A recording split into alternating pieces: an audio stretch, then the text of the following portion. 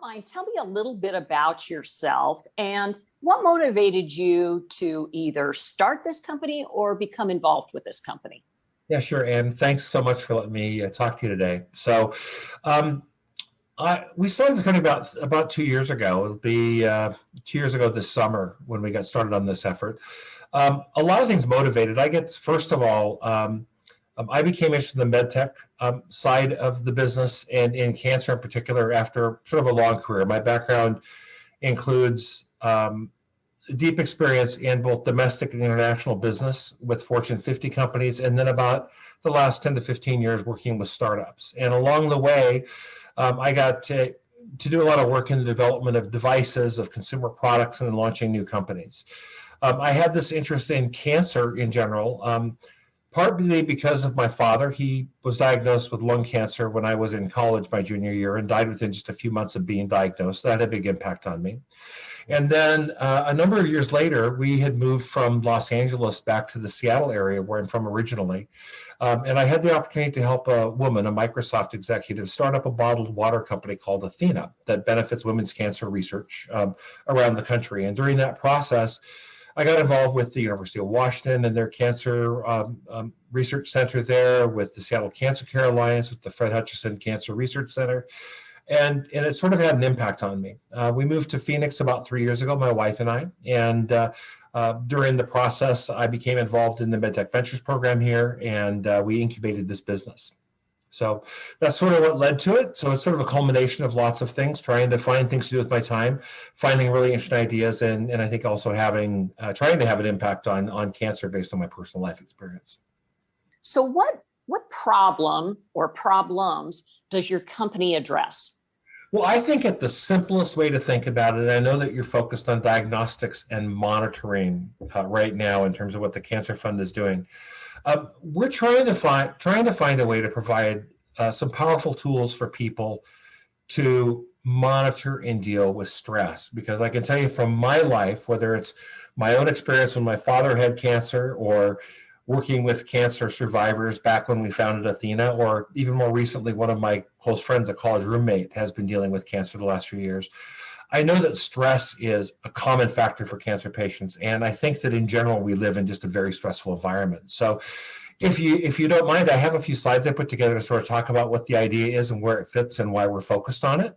That'd be great. Great. Let me see if I get my screen to share properly here. Just let me know when you can see it, and we'll go from there.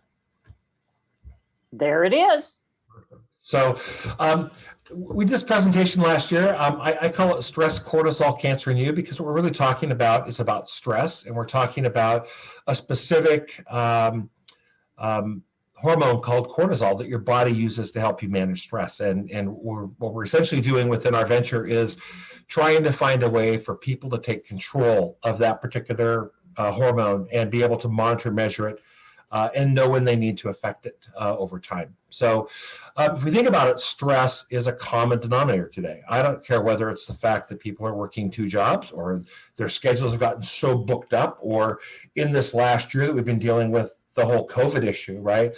Stress is just something that we've become accustomed to as a culture. And I think in particular here in the United States, we take on stress in sort of a very natural way. I had the opportunity early in my career to live in Italy, and the Italians would still take long lunches, and they'd come in later in the day in order to be able to take their children to school. And we in America, of course, have to have this work hard, play hard attitude that leads to stress all the time. And what the research has been showing us the last few years is that stress is not a good thing, right? So people who certainly are undergoing cancer treatment or been diagnosed with cancer deal with a lot of stress in life. But there's also a lot of data that's showing that as people have more and more stress in life, it tends to increase cancer risk. For people who have cancer, it tends to increase tumor growth in them, and it tends to have an increase in metastasis for cancer. So stress and cancer are not good bedfellows, so to speak. They don't get along very well. But we know people experience stress all the time, whether it's the stress of undergoing treatment or isolation, depression. There's lots of factors that lead to stress when your life has been turned upside down by something like cancer. So we think about stress, I think a lot of it's a psychological thing, right? I feel stressed today, or I've taken on too much work. But the reality is that stress is also a very physiological thing. Your body responds to stress by secreting 3 different stress hormones in your body that are present in different levels over time. The first one of those is called adrenaline. People are probably very familiar with adrenaline. We talk about people who are adrenaline junkies in our life, right? People who bungee jump because they like that dopamine rush. Dopamine's a different hormone, but it's that idea that says it's the thing that excites. It excites you. It gets you going. Adrenaline is sort of the core hormone your body uses for what would be called the flight or fight response. You know, when something bad happens, do you run or do you hunker down and fight it? So we hear stories about people, you know, the car accident where someone lifted a car off of a child who'd been trapped. Those are all adrenaline working, and it's very much a surge hormone. It comes on very rapidly. It heightens your senses. It increases your heart rate. It increases your respiration, all of those things. The second hormone that your body generates is called norepinephrine. And norepinephrine works similarly to what adrenaline does, but it works in a different way. It works more at the synapses of your nerves as opposed to some of the other ways that adrenaline works. A lot of medical professionals think about norepinephrine as sort of a backup for adrenaline, right? Because the whole fight and flight response is so important that if it doesn't work well, if your adrenaline doesn't work, you probably need to have a backup. The third stress hormone, and the one that we're most interested in, is called cortisol. And cortisol, we find to be important because cortisol is always in your body. It's not a surge hormone like adrenaline. In fact, almost all of your cells in your body have cortisol receptors. So your body is very reactive to what happens with your cortisol level over time. And in fact, cortisol follows a daily rhythm in your body. It's low in the morning when you wake up. As you sort of begin to face the day, your cortisol level goes up. It increases your respiration, your alertness, your heartbeat, your blood pressure, sort of gets you ready for the day. And then it comes back down sort of in the midday time period. It comes back up again at night to help your body to repair. So there's this daily cortisol rhythm that our body goes through.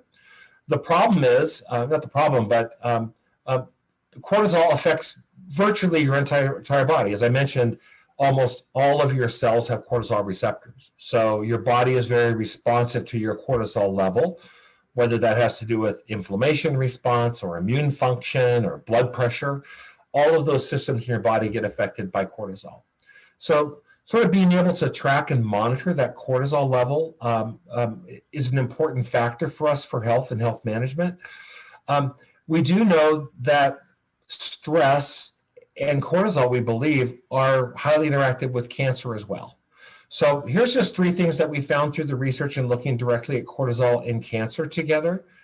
The first one is that when you have excessive stress in your life, you tend to have higher cancer metastasis, right? Cancer tends to spread faster when stress is very high.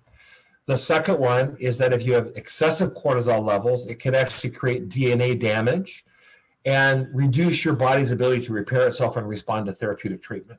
So that's the second impact that cortisol has on cancer. And the third one is that clinical evidence is showing that people who have flattened cortisol rhythms, remember I talked about that rhythm of cortisol during the day, people who have flatter rhythms tend to have higher cancer mortality, and this particularly shows to be pronounced in breast cancer patients. So it's sort of a big issue. So we thought that there was a big opportunity to help people manage stress better by just being able to provide more data and insights and information around cortisol and how cortisol affects your body. So you can measure cortisol today. You can get it measured. I sort of laughingly coined a term and said cortisol measurement today suffers from what I called the 3 uns. It's unappealing, it's untimely, it's unaffordable for most people to actually actively measure and monitor cortisol. So there basically are 3 ways you can measure cortisol today. The first one is through a blood sample. So you actually would go to a lab, have a blood sample drawn. It takes 3 to 5 days to get your results back. It costs about $50 roughly to have a lab test done. And what you receive for that is you receive a cortisol level from your blood serum at that one specific point in time during the day when you had it taken. So if you have your blood tested at 10 a.m. in the morning, it tells you at 10 a.m. on that particular day, my cortisol level was X, right? A second way people can actually measure cortisol is through a urine specimen. Typically, it's collecting urine for 24 hours. That's the unappealing piece of the process. But it takes 7 to 10 days to get your results back. Again, a little bit higher cost. We think about an average about $100 per test. And it gives you an average cortisol level for the day. It doesn't give you any insights into that rhythm that your body has during the day. So if your rhythm is flat, as we mentioned, or if it's elevated, you can sort of get a sense as to whether my total cortisol level for the day is higher, but not necessarily which day parts are working and which ones aren't. The third way to measure cortisol that's become quite popular recently have been through saliva tests. And you actually can buy these saliva tests off of Amazon or online today. You receive a little kit with a set of vials in it. You collect saliva. Depending on which test you get, at 3 or 4 points during the day, they get sent off to a lab that does the processing. Again, 7 to 10 days roughly for time to get your results back. You do receive actual data for the specific points in time of the day that you did the test on for the day you did the test. But again, it takes a while to get test backs, can tend to be a little bit more costly. So people who do that tend to do it once and then they're done. And we don't know, unless you actually go redo the test again for another $100, $150, how that may have changed over time for you. So what we're talking about in our venture here, which we call the Cormometer, is actually developing a device. Think of it like a handheld body temperature thermometer, right? It gives us the ability then to read cortisol levels very simply. It's done through the little blue tip on the end of this rendering is a saliva biosensor. So you basically put that in your mouth and fill it with saliva from your mouth. And then it would basically analyze your data, transmit that up to the data cloud, and provide you a report on your phone or online at any given point in time when you did that testing. And the idea that we've pursued behind this is to do that in a way that would be accurate. So the results would be similar to what you would receive from a laboratory test. Consumer friendly, again, it's just a device. Plug it, push the blue button, put it in the mouth, hold it there till the beep goes off, and your results show up on your phone. So very simple. It would give you results near immediate. We haven't quite figured out exactly yet what immediate means, but we're thinking within a minute or two after you actually go ahead and get your saliva sample. And the third thing is to make it affordable. We're talking about a device here that would probably range in price about $50 and a test about $1 or $2 per test. So again, makes that data very affordable so people can begin to monitor not just the psychological side of stress, but the physiological side, and begin to manage health in such a way that they can manage towards less stress and manage towards a more healthy lifestyle. So we are a very early stage company. We spent probably about $75,000 in the last year and a half to build out the business plan, to do the basic research to understand the technology clearance around building the sensor. But we're at the point now where we're raising funds essentially to build out the biosensor in a laboratory environment and build out the hardware and software side of the data retrieval and reporting system. And once we've been able to do that and have proof of concept for those two things, then we'll move into device development.